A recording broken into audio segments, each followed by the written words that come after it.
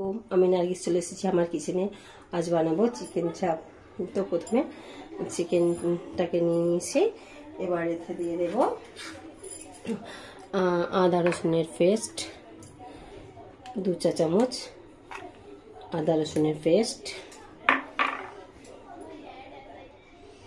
দিয়ে দেব অল্প সামান্য লঙ্কার গুঁড়ো,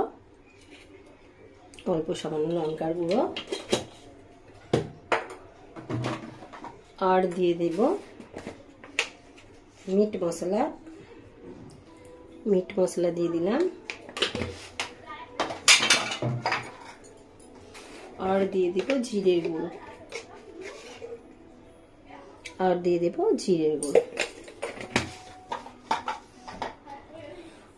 দেব টক দই,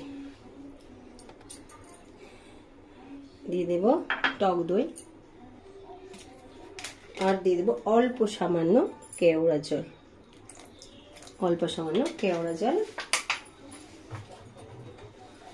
আর দিয়ে দেব এক ফোঁটা দেখুন এক ফোঁটা মিঠা আতর। এগুলো সব একসঙ্গে এবার মাখিয়ে নেব। এগুলো সব একসঙ্গে হাত দিয়ে ভালো করে মাখিয়ে নেব। মাখিয়ে এটাকে 10 থেকে 15 মিনিট বা আধ ঘন্টা এটা মানে মাখিয়ে ফ্রিজে রেখে দিলে ভালো হয়। তো আমার তো এখন আর সময় নেই, তো রান্না করতে হবে, বাচ্চারা সব খাবে। তো আমার অনেক লেট হয়ে গেছে আজকে রান্না করতে। বাচ্চারা বলেছে যে আমি পোলাও খাবো আর মানে চিকেন চাপ খাবো। তো সেহেতু আমার বাড়ির সব কাজ সেরে করতে অনেকটাই দেরি হয়ে গেছে, তাই এটা আমি বেশিক্ষণ ম্যারিনেট করে রাখতে পারবো না। 10 মিনিট রাখবো, তারপরে 10 মিনিট পর এটা আমি রান্না করে নেব। এতে দিয়ে দেবো কাসুরি মেথিটাও দিয়ে দিলাম, একটা দারুণ ফ্লেভার হয় কাসুরি মেথিতে দিলে। এটাও দিয়ে দিলাম। কাসুরি মেথিটা আমি ভিজিয়ে রেখেছিলাম আর কি, ভিজিয়ে ভালো করে ধুয়ে নিয়েছি। এই সব কটা একসঙ্গে আমি মাখিয়ে নিলাম। মাখিয়ে কিছু সময়ের জন্য এটাকে আমি ঢাকা দিয়ে রেখে দেব। কিছু সময়ের জন্য ঢাকা দিয়ে আমি রেখে দিলাম। আমি নুনটা একেবারে দিতেই ভুলে গেছিলাম, তাই নুনটা দিয়ে দিলাম 1 চা চামচ নুন। তারপরে আবার প্রয়োজন হলে আবারও দেব। বেশি নুন দিলে আবার ভালো লাগবে না, তরকারিটা নষ্ট মানে টেস্টটাই নষ্ট হয়ে যাবে। তরকারি হলে আবার দেব। এটা কিছু সময়ের জন্য আমি ঢাকা দিয়ে রেখে দেব। প্রায় 10 থেকে 15 মিনিট আমি ঢাকা দিয়ে রেখে দেব। এবার কড়াটা গরম করতে দিয়ে দিয়েছি। এবার এতে দিয়ে দেব তেল। এতে দিয়ে দেব কিছুটা পরিমাণে সাদা তেল, আর দিয়ে দেব কিছুটা পরিমাণে সর্ষের তেল। দুটোকে এবার গরম করতে ছেড়ে দেব। তেলটা প্রায় গরম হয়ে গেছে। আমি এবার কয়েকটা গোটা মশলা দিয়ে দেব, এলাচ, লং আর দারুচিনি। এবার দিয়ে দিলাম।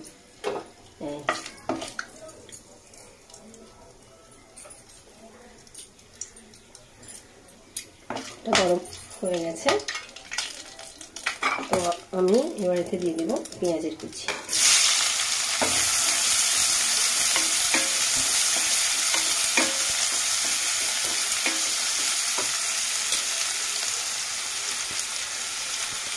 দিয়ে দিলাম পেঁয়াজের, এটাকে কিছু সময় ধরে নাড়াচাড়া করে নেব।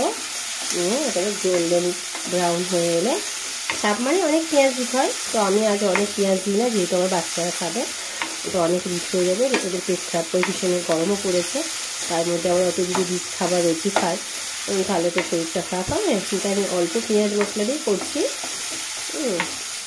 তো কিছু সময় জন্য এটা গোল্ডেন ব্রাউন হয়ে দিতে হবে। এখন তো বাচ্চাদের আমি টিভি দেখতে বসিয়ে দিয়ে রান্নাটা করতে মানে সেদিন হয়তো রান্না করতেই পারতাম না। ওরা সব সময় এত বিরক্ত করে যে আমি রান্না করতেই পারি না। বাড়িতে এই নর্মাল রান্নাগুলোই যে করছি সেগুলোই ঠিকঠাক করতে পারি না।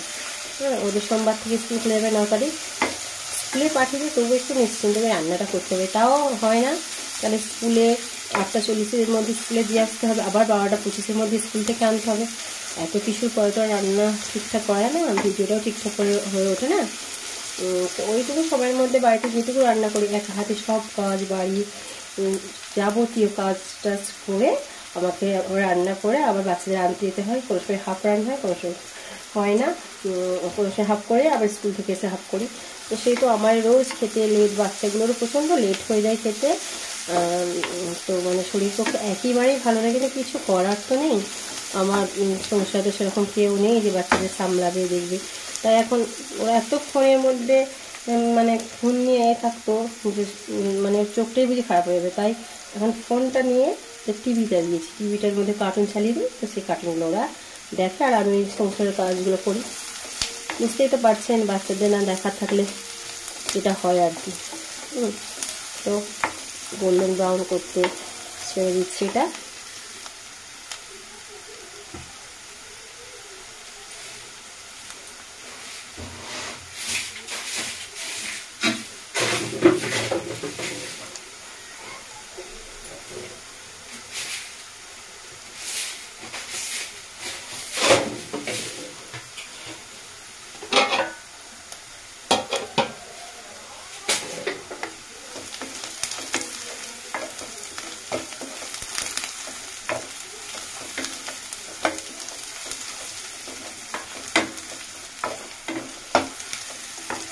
তো পেঁয়াজটা গোল্ডেন ব্রাউন হচ্ছে, পেঁয়াজটা গোল্ডেন ব্রাউন হয়ে গেছে। তো আমি এবার মাংসটা দিয়ে দেবো। তারপর অনেক বেশি পেঁয়াজ লাগে, কিন্তু আজকে তার দেওয়া হলো না। এখন এটা দিয়ে দিয়েছে, বা এটাকে সময়ের জন্য আমি ঢাকা দিয়ে দেবো। এটা থেকেই জল বেরোবে, আর সেটা আমাকে জল দিতে লাগবে না। তো এইটা ধুয়ে এই যে এর মধ্যে মাংসটাকে ম্যারিনেট করেছিলাম, এটাকেই এই ধোয়া জলটাও আমি দিয়ে দিলাম। দিয়ে গ্যাসের ফ্লেমটা একটু বাড়িয়ে দিই, বাড়িয়ে দিয়ে ঢাকা দিয়ে দেবো। আর দিয়ে দেবো দুটো তেজপাতা দিয়ে খানিকক্ষণের জন্য এটা আমি ঢাকা দিয়ে রেখে দেবো। তারপর আমি এটাকে পরে আবার কষিয়ে নেব। এবার একবার এটাকে চিকেনটাকে খুলবো, খুলে আবারও কষাতে থাকবো। দেখুন কালারটা খুব দারুণ হয়েছে। এবার দিয়ে দেবো কাজু বাটাটা দিয়ে দিলাম।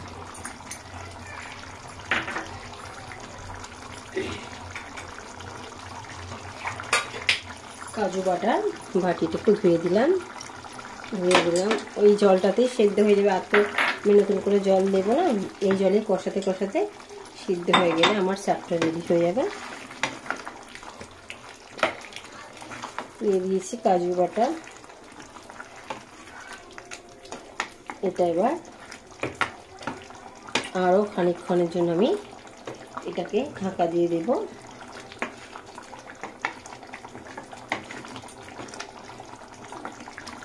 বাচ্চাগুলোর খাওয়ার টাইম হয়ে গেছে, কিন্তু আমার রান্না আজকে এখন রেডি হয়নি, ভীষণ দেরি হয়ে গেল। বাচ্চাদের একটু পড়ালাম, সকালে মর্নিংয়ে আজকে উঠতে দেরি হয়ে গেছে 7:30।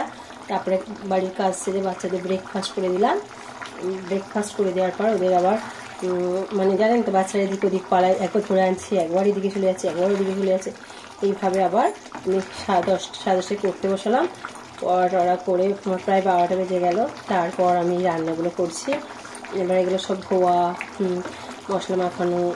তার আগে আমি পোলাও বানিয়ে নিয়েছি, যেহেতু বাচ্চারা চিকেন মানে চাপ আর পোলাও খাবে, সেহেতু পোলাও বানিয়ে নিয়েছি। এবার চাপটা করছি, হলে তবে বাচ্চাদের খেতে দিতে পারবো, ওদের ভীষণ খেতে পেয়েছে। কিন্তু এখন তো আমার রান্না রেডি হয়নি, তো আবার কিছু সময়ের জন্য আমি ঢাকা দিয়ে দিলাম।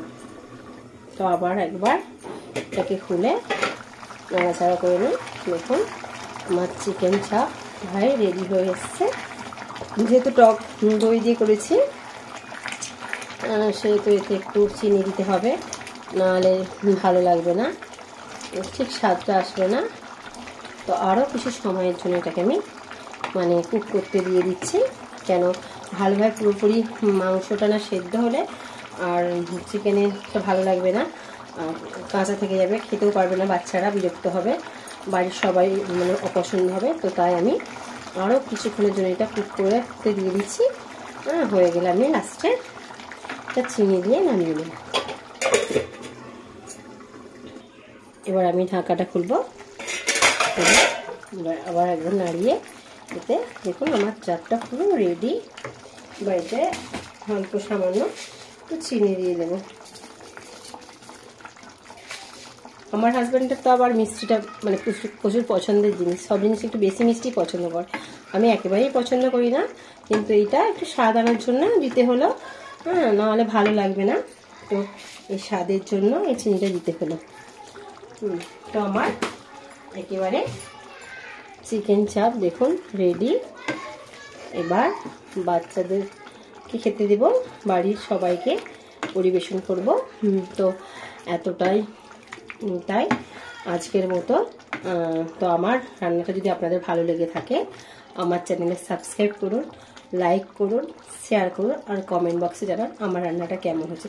আমি একেবারে কম তেল মশলা দিয়ে রান্না করতে পছন্দও করি, কারণ এই রান্নাগুলো আমার বাড়িতে খাওয়াই হয় রেগুলার। তো রেগুলার আমার বাড়িতে যেইগুলো রান্না হয় সেগুলো আপনাদের কাছে আমি দেখাই। এত কাজের মধ্যেও বাড়িতে যাবতীয় কাজকর্ম, বাচ্চাদের পড়াশোনা থেকে স্কুল যাওয়া থেকে বাড়িতে যত ঘরোয়া কাজ আছে, রান্না থেকে মানাজ করা থেকে এক্সেপ্টটা সব কাজই আমাকে এই ভিডিওটা করতে হয়। তো হয়তো আমার অনেক কিছু ভুল ভ্রান্তি হয়, অনেক কিছু ঠিকঠাক রান্না করে উঠতে পারি না। তো মানে কন্টিনিউ করতে করতে হয়তো আবার ঠিক হয়ে যাবে। আপনাদের মতন আপনারা যেমন ভিডিও বানান বা যারা বাড়িতে রান্না করেন তাদের মতো হয়তো হয় না। তো কন্টিনিউ করতে করতে আমিও আশা করি সব শিখে যাব। আজকের মতন এতটাই, আবার কোনো নতুন রেসিপি নিয়ে আপনাদের সামনে হাজির হব। খোদা হাফেজ।